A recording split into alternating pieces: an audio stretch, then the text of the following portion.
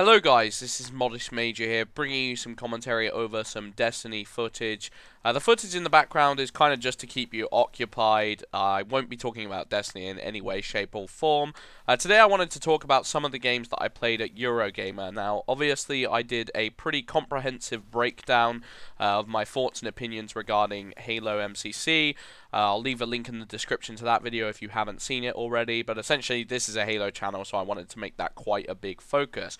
However, I did play quite a few games at Eurogamer, not quite as much as I would have liked to be honest. The queues were incredibly long for the games there. I queued quite a few times for Halo MCC, so that meant that I probably missed out on a couple of other games that were there at the event. Nonetheless, I want to go through some of the games that I managed to play at Eurogamer, and I'm going to start from my least favorite game there to my most favorite, so it's going to build up, and I'm going to put timestamps in the description so you can click on a specific game that you might want to hear, or skip a game that you don't really care about. That's fine.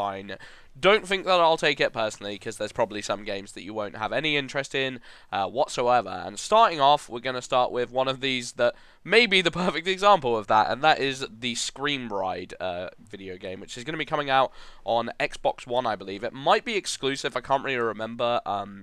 A while back, at one of the reveals, they did this video where they showed a bunch of new games coming to Xbox One, including some arcade games and some full-price retail games. And one of these games that flashed up on the screen for a little while was Scream Ride. And I've got to be honest, when I first saw the trailer, I was really interested and engaged with what this experience might entail. And I was honestly pretty much thinking about playing it and thinking about buying it, depending on the actual price of the title and how it held up in the trailers, etc. But unfortunately, after playing Scream Ride at Eurogamer, I can truthfully say that this game did not meet my standards. Now, if you don't know what Scream Ride is, essentially it's kind of like a roller coaster tycoon parody game in a sense. You know, you've heard these stories about where people start their roller coaster tycoon save or their theme park world save, and they basically just start being a psychopath and killing people and getting things into trouble.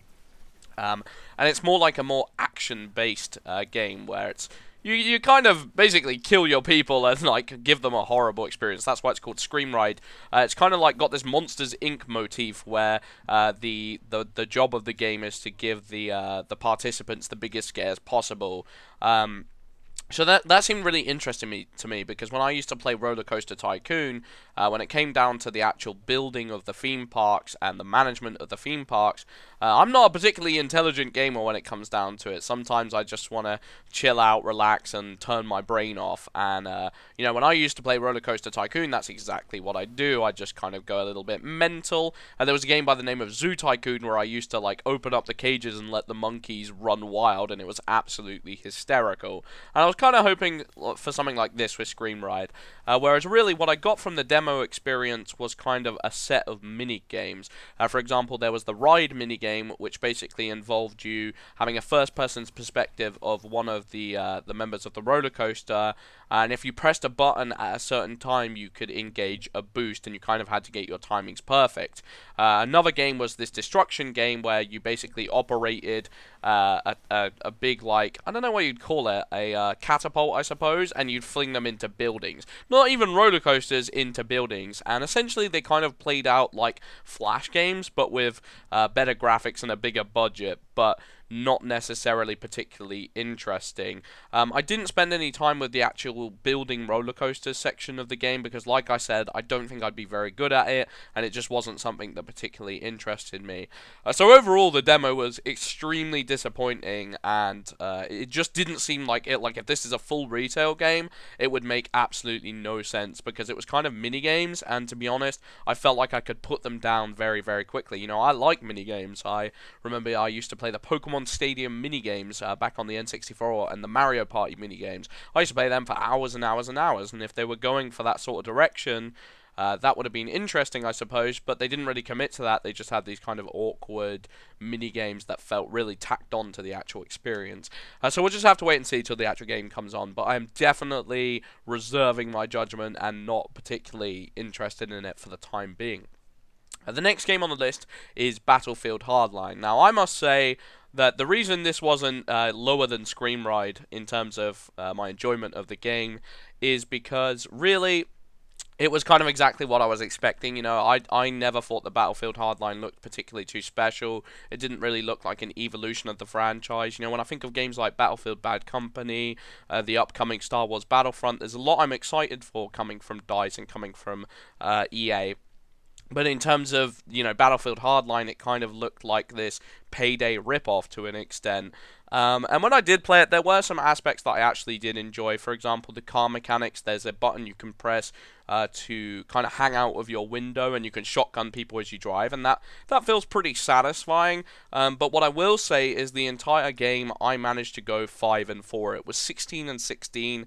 And to be quite honest, I'm not a very huge fan of the massive battlefields aspect of Battlefield, especially as the cars kind of felt like a little bit generic. They didn't seem too interesting. There weren't game mechanics tied into the cars in any way. The objective of the mode was actually quite interesting, though, because the cars themselves were the objectives, and you had to secure them, and you had to look after them, and you were chasing people down. Unfortunately, I felt like the gameplay could get a little bit defensive, a little bit campy, and it just didn't seem like, a lot of the time it kind of felt like we were chasing after people, but not actually fighting them. And maybe that's just because I was inexperienced at the game, but I had a friend there as well who's a pretty good gamer himself, and he ended up going 3 and 3. And, you know, we played this for like 10 to 15 minutes, and it just felt like a really dull experience overall, which, you know, if there was one thing I was expecting about Hardline, it wasn't really that. It wasn't really, you know, dull, slow gameplay, but you might have to bear in mind that this was at Eurogamer, it was on the show floor, and you do get a lot of, you know, kind of semi-brain damaged players there, and maybe they just weren't venturing out from spawn and going particularly off the beaten path, and it was hard to find players. I'm not really sure, to be honest, but overall, Hardline is not a game I was particularly excited for, and it did not blow me away in any way, shape, or form. I'm not a Battlefield veteran by any, you know, any shape or form, but I will say that the game didn't catch my attention, and it is not a game that I don't think I'll be purchasing. Next game on the list would be Evil Within. Now, Evil Within is a game that has been getting quite a lot of attention due to one of the creators of the original Resident Evil series, which is, you know, a lot of people kind of feel like it departed from the success and the horror and the survival horror roots of the original games as the trilogy continued. You know, games like Resident Evil 4, although critically held in high regard, they were kind of action-orientated, whereas they kind of strayed away from the formula of what made Resident Evil a really popular game, and that kind of was the fact that it was pretty darn scary, and you felt extremely vulnerable whilst you were traveling the map. And I think, you know, with the more recent Resident Evil 6, this was made glaringly obvious. A lot of people didn't enjoy the kind of the take that they had on the franchise at this point, and they were looking for something new. So when Evil Within came along, and they had the original creator back, I would love to say his name, but I know it's a complicated Japanese/Chinese name that I would never be able to pronounce in a million years. But either way, it sparked a lot of interest. Now, I'm going to put it out there and say that maybe this game was not my kind of game, because I will say that the movement feels extremely stiff, and that's kind of part of the game's motif. You're going to feel quite vulnerable, you're going to feel quite helpless. But this was to the point of, you know, I wasn't so much playing the game as I was battling against the controls. And I've played a lot of games with more confusing controls than most. You know, a lot of people thought that the Gears of War cover mechanics were fairly unintuitive at first, but it just had a skill curve to it, and you needed to get used to it. A game like Rainbow Six Vegas had a semi-awkward cover mechanic. And, you know, there's another game that I'm going to go over later called Aliens Isolation, which I also felt was quite slow and laborious, but it seemed to work in that game and not so much within Evil Within. And I don't know, it's something about it feels very, very slow and methodical, and I think some people are gonna enjoy that. Me, myself, personally, I don't enjoy, you know, scrambling to get a hold of, you know, where I'm aiming my gun, where I'm looking. The next thing I want to say about the game is that the graphics I thought were absolutely horrendous. You know, I had just come from playing games like Halo MCC that were in 60 FPS, and I question that Evil Within might not have even been hitting 30 FPS consistently. The game just didn't look particularly attractive in any way, shape, or form, and to be honest, by the end, I was kind of itching to get away from the experience. I will say, you know, right off the bat that, you know, a game like Resident Evil 4, for example, I never really got to grips with the combat system and the way the controls felt in that game, despite it being a very, very critically well-received game. So it could have just been a personal perspective, but I will definitely say that the graphics were severely underwhelming, and it was very dark and dingy, and not necessarily in a way that felt always deliberate. It felt like, can I really see what I'm doing right now? I can't really. It was a lot of confusion. It was a lot of just feeling disorientated in the game, and maybe if I put more time into the game and gave it a better chance, you know, I'd find that really worked well, and it was like, you know, in tune with the game's mechanics. When you get 10 minutes to play it on a show floor, I'm not exactly learning the game's mechanics inside out. So maybe that's part of the skill curve, and I may give it another chance, you know, in the future. It wasn't a terrible game. It was just a little bit disappointing and frustrating to some extent. Next game I want to go over is Ori and the Blind Forest. Now, this is a game that I wasn't actually intending to play at Eurogamer. The trailers didn't really catch my attention, more so because they have a very puzzle game-ish aspect to it. And I want to state as a disclaimer that puzzle games I am absolutely awful at. I do not have the brain for. And it's not for lack of trying. I've tried out a bunch of puzzle games in the past, including games like Braid. I've played a lot of, you know, just mind benders, mind twisters, and, you know, Metroid-style games, Castlevania-style games, and I've never, ever been good at them. I have no sense of direction, and the puzzle aspect is really frustrating for me. So that's why it wasn't higher on my list. But I will be honest, the aesthetic and the tight controls absolutely won me over, and then some. Essentially, the reason I got to play this game was because if you came first place in a game like Halo or in a game like Call of Duty, there was a chance that you'd get this card which would take you into a VIP booth where you'd be able to play games like Forza Horizon, Sunset Overdrive, Ori and the Blind Forest, and a couple of other standout Microsoft titles. So that's the reason I tried it out, and I actually found myself having quite a bit of enjoyment, despite getting stuck for a good 5 minutes on a probably really simplistic puzzle that was meant to be at the beginning of the game. The aesthetics themselves kind of remind me of Dust and Elysian Tale, if you've ever played that, which I personally thought was an absolutely beautiful game. If you take out the shell shading from Dust and Elysian Tale, the more cartoony style, you've pretty much got Ori and the Blind Forest. It's dark, it's atmospheric, but it's got this kind of peaceful nature to it at the same time. The combat itself feels extremely slick, and this was one of the better surprises about the game. The combat and the movement itself kind of remind me of Rayman Origins. It's very tight, it's very responsive, and you'll get to grips with it in a matter of seconds. So I might actually see myself picking up this game. It was a lot better than I was expecting, and it was kind of like a hidden gem of Eurogamer. The next game on the list would be Aliens Isolation. Now, this has been getting a hell of a lot of hype from game journalists, critics, websites. You know, people saying that this game is pretty much a guaranteed hit. And from playing it myself, I would most likely agree with them. It was incredibly atmospheric. The sound design had me on edge at all time. And there was just an immense feeling of dread. You know, at the beginning of the game, I didn't really want to walk out the door because something just felt so, you know, on edge about the entire experience. One of my biggest criticisms with Aliens Isolation, from my first impressions, is that the actual fear of the alien is far worse than the actual experience of being caught by the alien. Because when you're caught by the alien, you kind of just enter this quick time animation of you getting killed.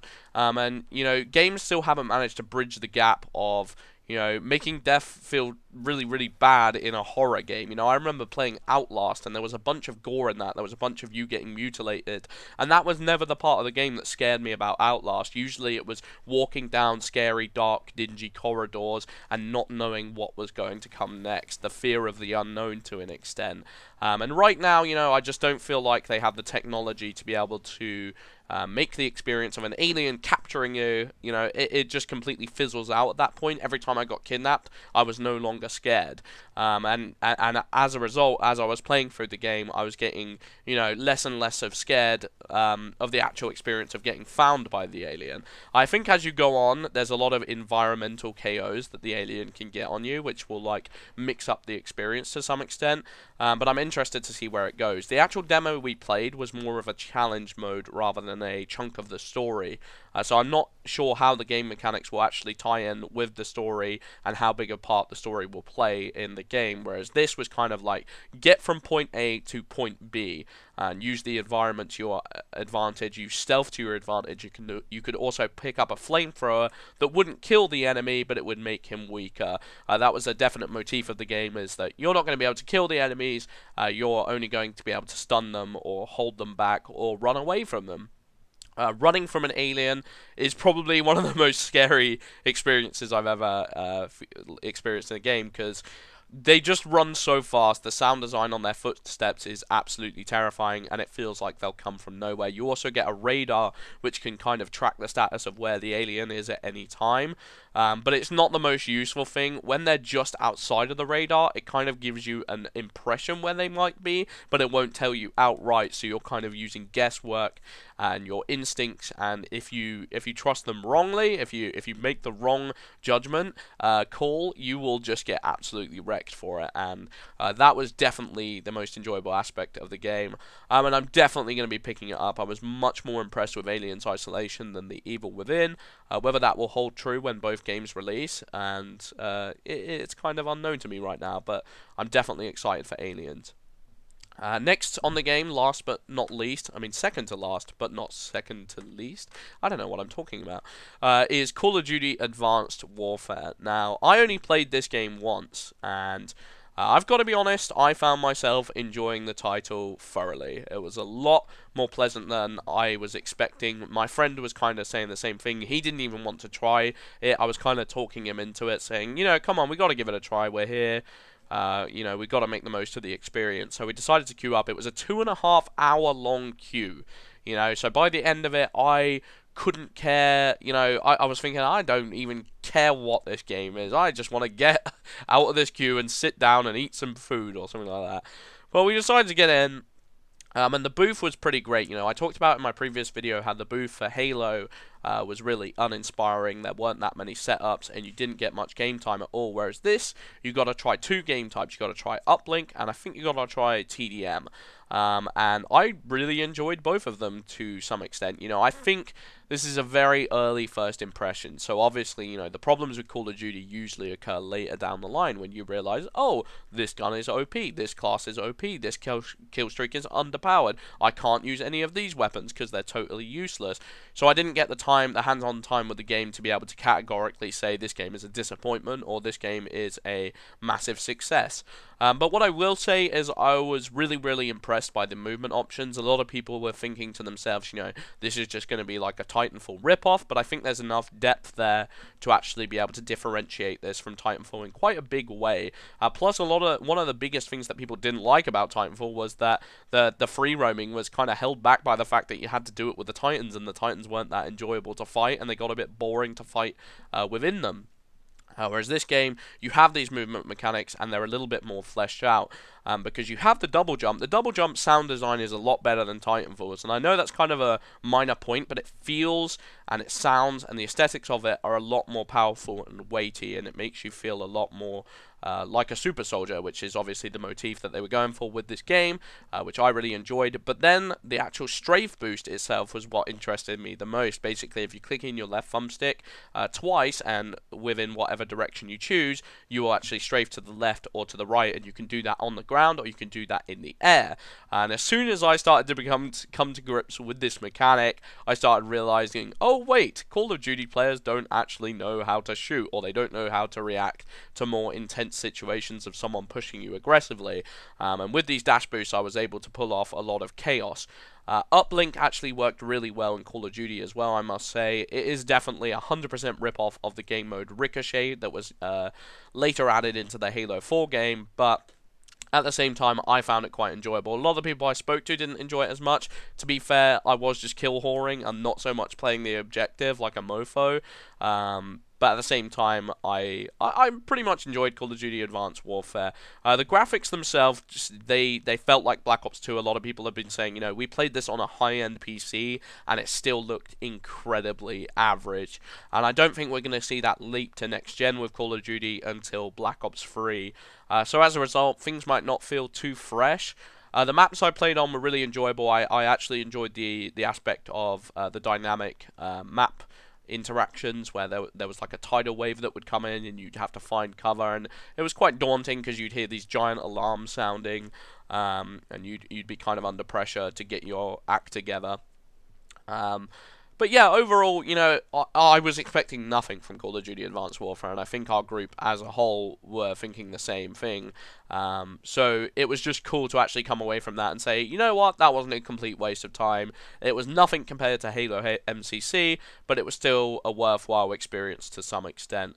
Last but not least, and I can actually say that properly this time instead of failing for Call of Duty Advanced Warfare, is Evolve. Now, Evolve was my game of the show. If you guys are wondering, this is the last game that I actually got to experience at Eurogamer. Like I said, didn't get to experience as much as I'd like to, but Evolve certainly made up for this, because Evolve was a game that I was extremely skeptical of leading up to my time with this game, to be honest, because it just felt like one of these games that was a little bit like Titanfall-esque, or a little bit like, it was one of these games where it was like, yes, it probably is going to be good to an extent, but how long is it going to last? How much depth is going to be in the actual game?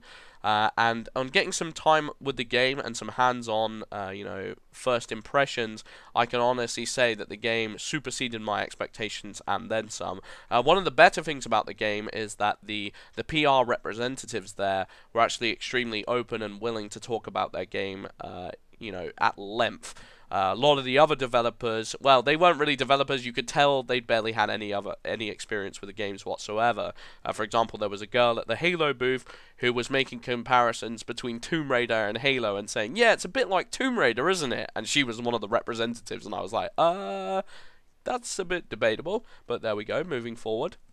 Whereas Evolve, they were talking us through the strategies, they were getting us hyped up for the game, and then basically it started off with us getting a presentation on what we were going to be experiencing in this demo, and they were very open and they were very straightforward about it. They told us that this wasn't going to be played on a console, this was going to be played on a custom-built PC, so it might not reflect the graphics of what the actual game looked like to some extent, and they showed us one of the new maps that would be later introduced into the game, and we basically got some like in-depth strategic information. And my first thought was, I want to try out the monster. I was desperate to try out the monster.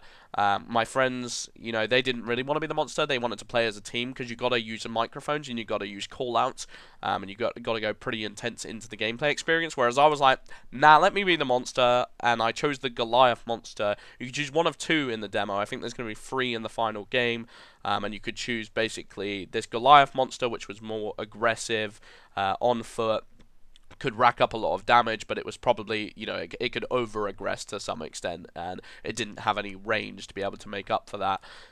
So you could choose that, or you could choose the Kraken, which the Kraken definitely had a lot of range. It might have been a bit more weak in terms of its armor, but it could create space between the enemy team, and it could do a lot of damage. It could rack up a lot of area of effect damage as well, so that was really interesting.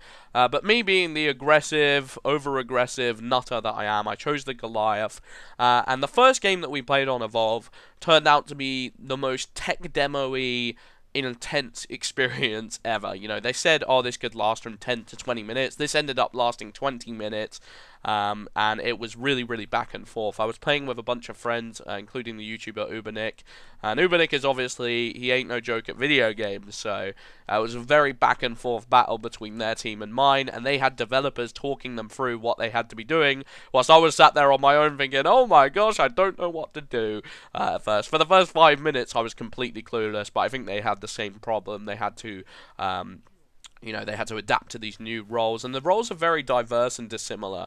That was one of the things I was really enjoying, because obviously I was worried about the depth and the pool of content that was to be found in this game, but essentially each class had two varieties of that class with varying special abilities. And right from the offset, it felt like I needed to learn what their abilities were and what was the damage that they could dole out on me.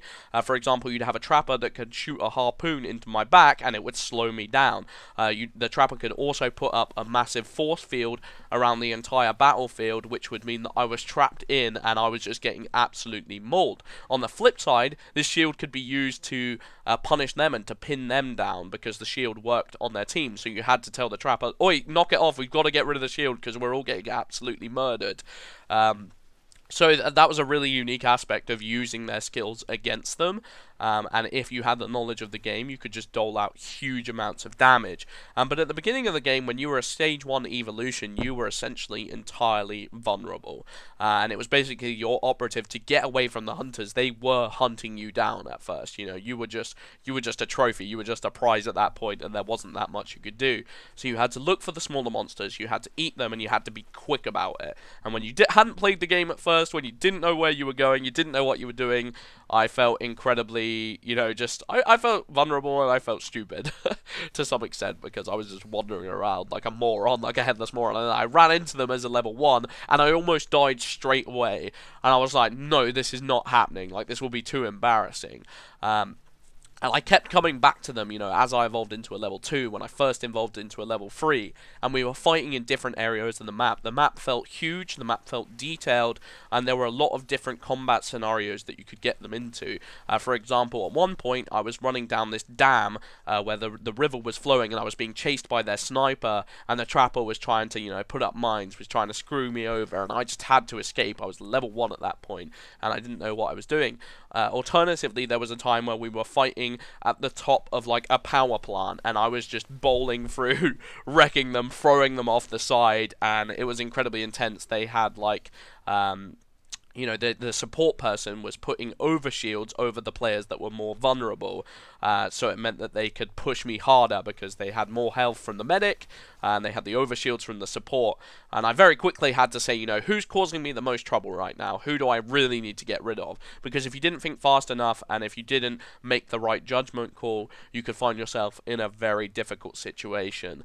And I think what I loved about the game the most is it was really making me think. It was really putting me on my toes, and it was, you know, forcing me to make decisions that sometimes I didn't want to make. It was very quick, it was very fast paced, and the maps themselves were one of the things that blew me away. You know, when I was actually looking at the trailers for Evolve, one of the things I worried about is that they'd only showed one map off, and it was quite dark, it was quite dingy, but really that added to the atmosphere. When you were playing, it looked a lot better in person, and it was a lot more interesting to fight in. You know, I thought at times, you know, maybe this is just a random woods, maybe this is, you know, a little bit all over the place, but you very quickly come to terms and acclimatize to the different environments that you fight in.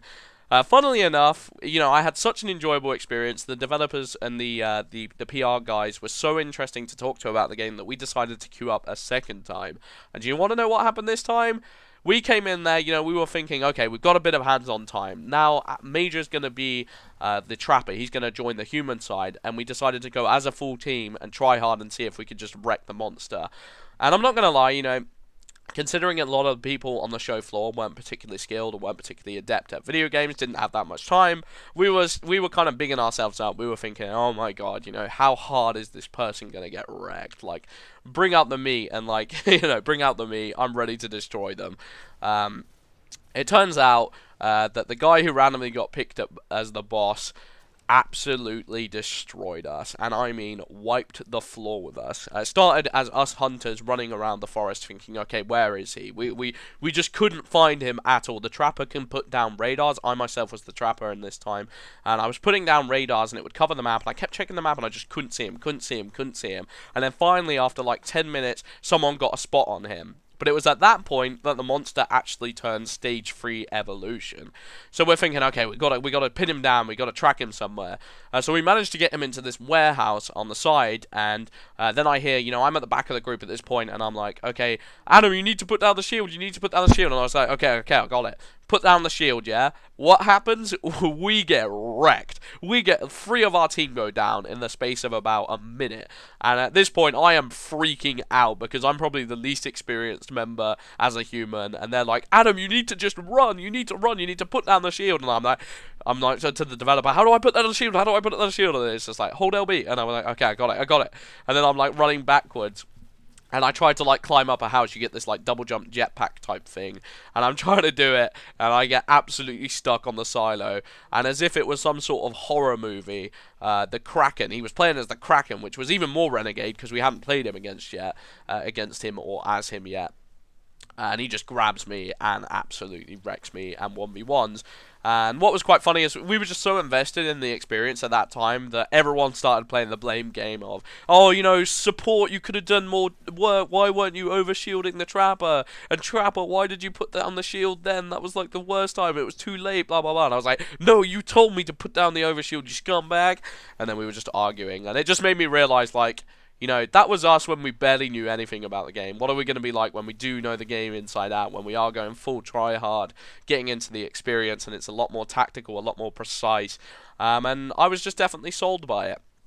In regards to the content, my only worry with Evolve would be not on the people side of things, because I think they've got that nailed down to a T. I think there's enough depth in the classes and the variety to last. But what I will say is the monster is a very solo experience, you know, unless you're in Skype with your friends and grouping up. You know, I think the ideal way of playing it is not being able to speak to the monster, because otherwise, you know, the Trapper would give away their position, the hunters would give away their position, and the monster, you know, would learn everything about the enemy team, and it might give away some stuff, so they can't really have a conversation whilst playing. So as a result, the monster can have kind of a, but like, you know, from my perspective, it was very quiet, it was a very lonely experience, and at times I was like, I want to be part of the team, like, come on, man. I will also say that, like, in terms of the way the abilities functioned, it didn't feel 100% fluid. Like, for example, there was an ability you could throw a rock as the Goliath, and the aim for it felt very imprecise, and it felt like it could go anywhere, and it felt like if I tilted the joystick in a direction, it might just like fling across the place. And the abilities didn't seem to have much depth to it themselves. You know, they leveled up, but all that leveling up really did was damage and more, you know, more tools up their sleeve, I suppose. But it never really was that, you know, it didn't feel like the monsters had that huge a skill curve.